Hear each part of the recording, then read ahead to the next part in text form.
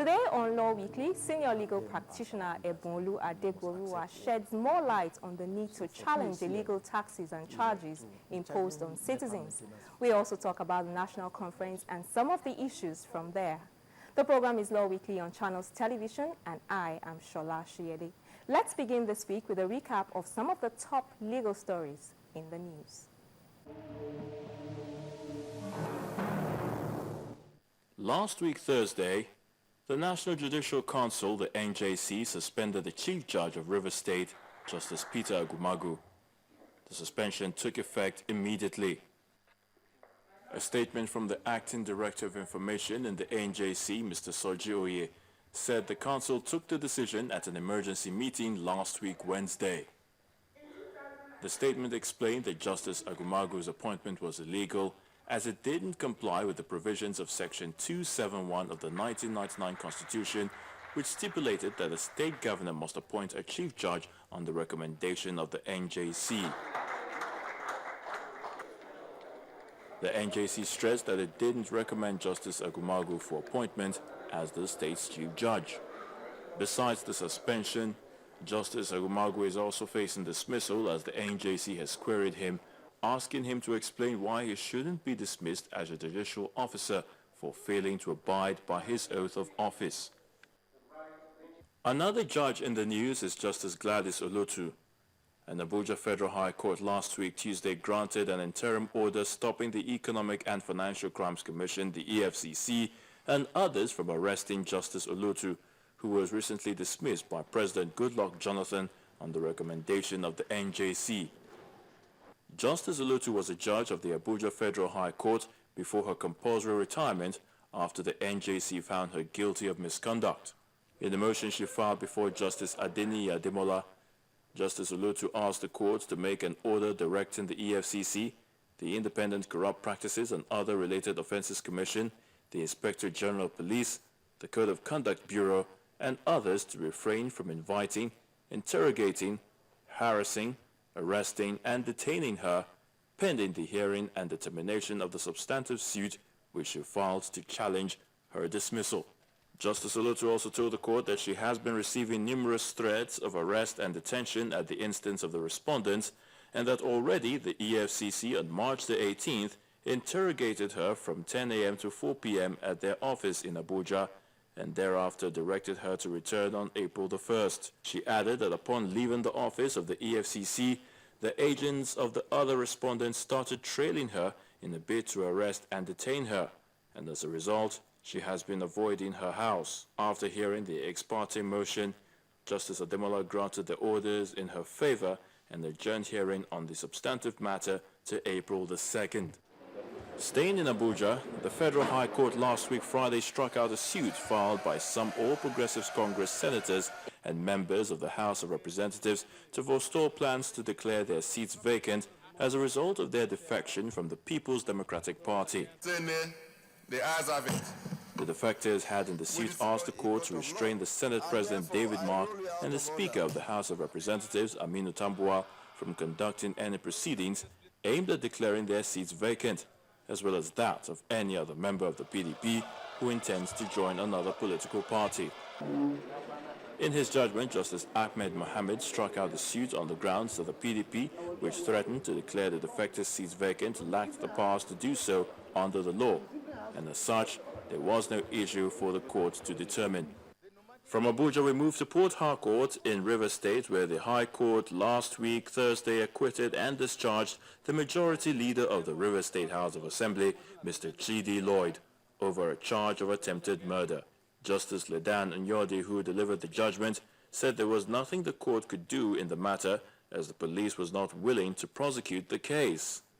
Mr. Lloyd was arrested and charged with an attempted murder after he allegedly hit Mr. Michael Chinda on the head with a mace during a fight between the supporters of Governor Chibuike Amechi and anti-Amechi legislators in July 2013. The state legislative complex was closed down after this free-for-all. The state's Attorney General and Commissioner for Justice has, however, written the court to inform that the police didn't send the case file to his office, and this unwillingness by the police to prosecute the matter has led to Mr. Lloyd's freedom.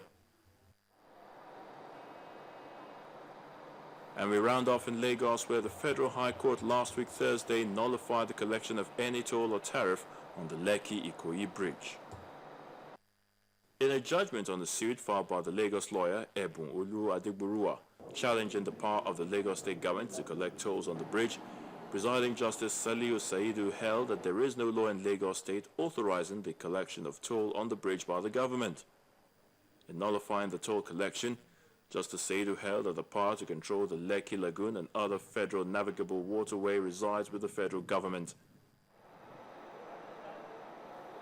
The court held that from all the documents before it, the federal government had given some authority to the state to construct the bridge, but there was no law authorizing or permitting the state collection of a toll fee on it. For the court, the only justification for the toll fee on the bridge by Lagos State is the public-private partnership law.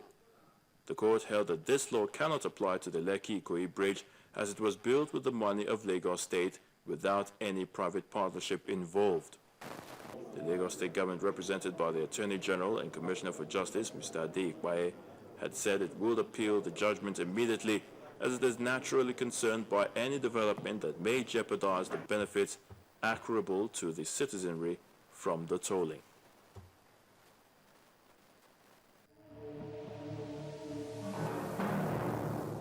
If you want to know what's trending or you miss your favorite live shows, you can watch it all on our YouTube channel. Simply log on to www.youtube.com/channelsweb. Scroll down to your favorite program and click play. You can also view all uploaded videos by clicking on View All. Don't forget to subscribe and get the latest videos. If they are interesting, like them and be heard. Get connected with the channel's television YouTube page. The news at your fingertips. Welcome back. My guest, Mr. Ebun-Olu Adegboruwa, is very well known for his activism against what he calls executive lawlessness and the general disregard for the rule of law. In the past, he led a series of protests against the tolling of the Lekki-Epe Expressway and has just recently got judgment in court in his suit challenging the tolling of the Ikoyi-Lekki Link Bridge. Mr. Adegboruwa joins me on the program now to talk about the judgment, its implications, and other issues. Let's start with the judgment on the collection of toll on the Lekki-Ikoyi toll bridge. I don't even know whether to say congratulations, but I know this has been in the works for a while. Now, in the build-up to this judgment, you've been called the busybody, someone who has an axe to grind with the Lagos state government, especially because of the fact that you're in court with them on a number of cases. This judgment must be some sort of vindication for you, but what essentially does the judgment mean? For me, it's a vindication of my personal belief that society should not be passive. It's an encouragement. It's a booster for so many other battles that we needed to fight. And it's also an encouragement for other Nigerians to wake up, because unless you fight for your rights, nobody will fight for it for you. I felt that I could use my own services as a lawyer to advance certain causes that ordinary Nigerians may not be in a position to advance. But by and large, it was not a personal struggle, it was not a personal fight, and it was not directed against the Lagos state government or the person of the governor or any of his officials. So we do this as a demonstration of our capacity to step in for the people of Nigeria. Now, immediately after the judgment, you were quoted as saying that this judgment should be an elixir to all Nigerians to proceed to challenge all illegal taxes and arbitrary charges in the name of road tax, PHCN meter maintenance charge, estimate bills without electricity, etc. What next? If you look at the Nigerian climate generally, government is still proceeding in that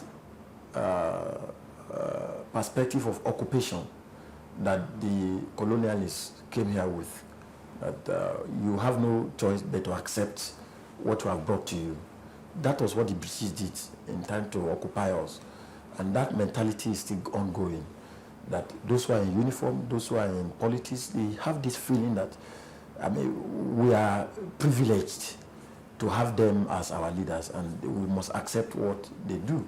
So for PHCN, to be charging NEPA maintenance fee as much as 750 naira when there's no electricity, to be bringing bills they call estimates. You just sit down in your office and say, I estimate that this person should be consuming 5,000. So whether I give him electricity or not, I will be charging it. We want the law, I want the court to interpret those things. Banks will charge me cash on transfer in the name of COT. They will charge interest on the COT. They will charge me for sending SMS, for sending email. And then they charge another money for current account maintenance. So too many things are going on in the land that our people are burdened. Because when you add all these burdens to the challenge of lack of infrastructure, to the challenge of survival, it makes us look like slaves in our own land. And God has placed us in positions to challenge these things and liberate our people. And I must go ahead and do that. So we're compiling all the laws, all the evidence to be able to challenge all these arbitrary and illegal deductions. If you go through Lagos State, and not just in Lagos State, all over the states of the Federation, in an attempt to generate revenue, the various governments have empowered private individuals to levy all manner of tolls on local government areas, on all manner of facilities. Before you drive your car here, somebody has jumped inside to want to collect money. So we must put an end to all this and free our people from the shackles of economic oppression and burden. So that if government cannot provide education, if you cannot provide road, you cannot provide electricity, and people are doing this on their own, then we don't need to add the additional burden of these extra charges that have no basis in law. If you come to my house, you see that I paved the roads to my house and paid laborers to do it. I have borehole in my house that supplies water. Your own government. Yes, I am made like a government. I have 5 generators in my office. So you see that it's enough burden to survive on my own, but to then add all these extra charges that government is not justifying, we cannot allow it. The incentive for the Lekki Epe Express, the Ikoyi bridge, I just sat down and looked at it and said it was wrong, because I investigated and knew that it was government that awarded the contract for the bridge to Julius Berger. So it was Lagos State government that paid for the construction of the bridge. And Lagos State government has no money of its own, but money of the people, either through allocation coming from the federal account or through internally generated revenue of taxes and all of that money paid by the people of Lagos State. So since there was no external fund coming into the project, I thought that it was unfair for government to build a road with the money of the people and then asking people to pay. It's like I got a contractor to build a house for me, and then I want to stay in that house, and then you charge me rent to stay in that house. It looked absurd, and I didn't feel peace within my spirit that should go on. Was why we challenged that law, that toll fee but on you that heard bridge. that the Lagos State government said they will be going on appeal on that judgment. Well, I feel that as it is in law, once a judgment is delivered, it's binding on everybody. As I speak to you here, I am the person who took government to court. I've not been served with any notice of appeal or any application for stay. So a desire of your heart to do something will not translate to a stay or suspend the judgment. At least you comply with it first. And it's important that government should comply, because government sets the pace for citizens to follow. A government rules by law and order. So if Lagos State government cannot comply with a judgment of court, it's inciting citizens to anarchy.